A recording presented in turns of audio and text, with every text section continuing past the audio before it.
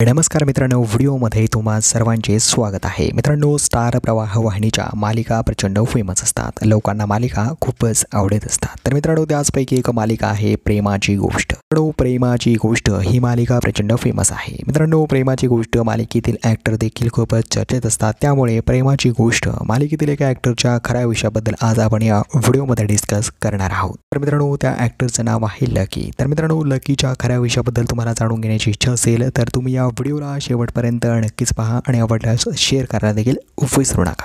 चला तर मित्रांनो, व्हिडिओला सुरुवात करूयात. तर मित्रांनो, लकीचं खरं नाव आहे आयुष आणि आडनाव आहे भिडे. तर मित्रांनो, संपूर्ण नाव आहे आयुष भिडे.